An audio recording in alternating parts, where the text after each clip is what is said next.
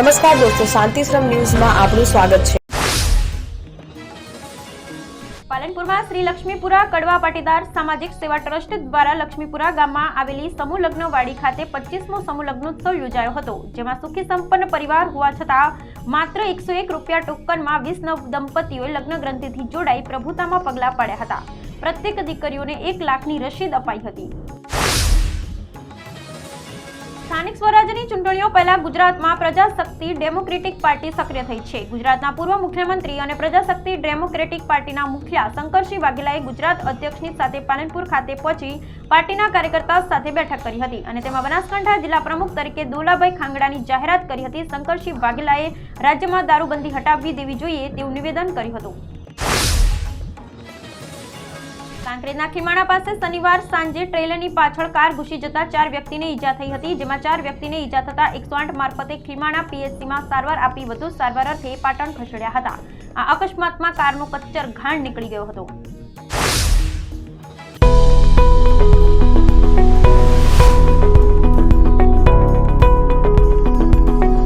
આપ આવો આજે દિયોદરમાં બનાસ ડેરી સંચાલિત ઉમંગ મોલમાં, જ્યાં આપને મળશે બનાસ ઘી, બનાસની ચા, નવરસ તેલ સહિતની જીવન જરૂરિયાત તેમજ કરિયાણું તથા કોસ્મેટિક ચીજ વસ્તુઓ તેમજ પશુઆહાર સામગ્રી મળશે વ્યાજબી દરે। આજે સંપર્ક કરો ઉમંગ મોલ, ખીમાડા બાબર હાઈવે, તિરુપતિ સોસાયટીની સામે બ્રિજના છેડે।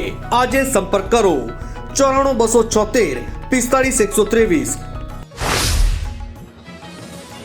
વલસાડ જિલ્લાના દરિયામાં સૌરાષ્ટ્રના માછીમારો આવતા સ્થાનિક માછીમારોએ વિરોધ નોંધાવ્યો છે। રવિવારે ઉમરગામના નારગોલ બંદર પર માછીમારોએ વિરોધ નોંધાવ્યો હતો। નારગોલ, ઉમરગામ, ખતલવાડા, ટીંબી, પડઘામ, મરોલી, દાંડી, કાલય જેવા 10 જેટલા ગામોની 700 જેટલી બોટો એક દિવસ બંધ રાખી દરિયા કિનારે વિરોધ કર્યો હતો। જાફરાબાદ અને આજુબાજુના માછીમાર દક્ષિણ ગુજરાતના વિસ્તારમાં આવી દાદાગીરીથી ફિશિંગ કરે છે, જેને લઈ સ્થાનિક માછીમારોની આજીવિકા પર માઠી અસર પડી।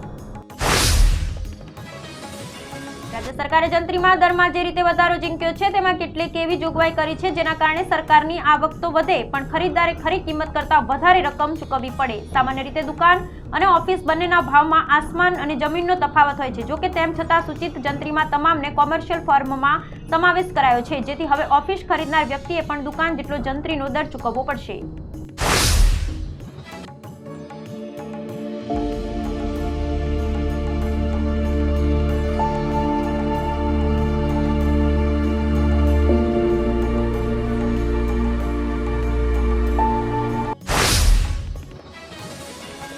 તાલુકાના ગદેથડ ગામે આવેલા ગાયત્રી આશ્રમ ખાતે આજે 15 ડિસેમ્બર રવિવારે ગુરુદત્ત જયંતિની ભક્તિભાવપૂર્વક ઉજવણી કરવામાં આવી હતી। ગદેથડમાં મોટી સંખ્યામાં ભક્તો ઉમટી પડ્યા હતા।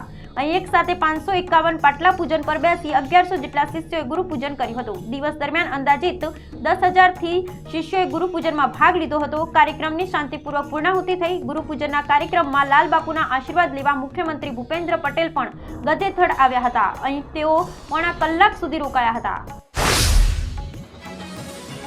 ડીસા શહેરમાં છેલ્લા કેટલાક સમયથી રાત્રિ દરમિયાન અસામાજિક તત્વો બેફામ બની જતા ઉત્તર પોલીસ સ્ટેશનના પીઆઈ એસડી ચૌધરીએ કડક કાર્યવાહી હાથ ધરવામાં આવી છે। છેલ્લા 2 દિવસથી ડીસા શહેરમાં ઉત્તર પોલીસ સ્ટેશનની હદમાં આવતા ગાયત્રી સર્કલ, જલારામ સર્કલ, ફુવારા સર્કલ, ટેકરા વિસ્તાર, શિવનગર વિસ્તાર, વાડી રોડ વિસ્તાર સહિત રિજમેન્ટ વિસ્તાર અને ઇન્દિરાનગર વિસ્તારમાં રાત્રિ દરમિયાન કડક પેટ્રોલિંગ હાથ ધરવામાં આવી રહ્યું છે।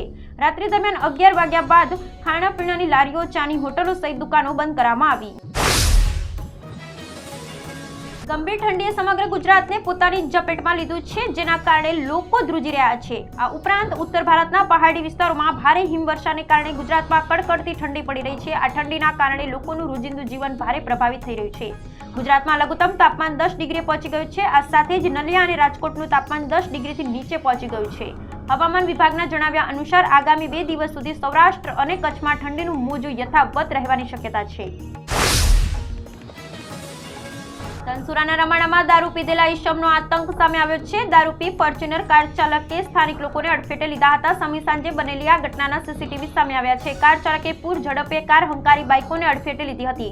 કારની અડફેટમાં એક વ્યક્તિ ઘાયલ થયો હતો। દારૂ પીધેલી ઈસમે ગામમાં ફરીને પહેલા ધમકી આપી હતી અને બાદમાં આ રીતે આતંક મચાવ્યો હતો। ધનસુરા પોલીસે આ મામલે કાર્યવાહી હાથ ધરી છે। અમદાવાદ, જામનગર, રાજકોટમાં સીજીએસટીએ દરોડા પાડ્યા હતા।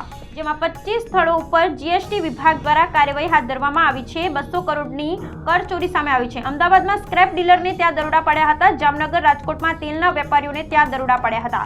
ટેક્સ ચોરીનો આંકડો હજુ વધી શકે છે. તેમજ બોગસ પરચેસ બિલ અને સેલ્સ ડોક્યુમેન્ટ જપ્ત કરવામાં આવ્યા છે. બેઝ ઓઇલ ઇમ્પોર્ટને લઈ મોટી કરચોરી બહાર આવે તેવી શક્યતા છે.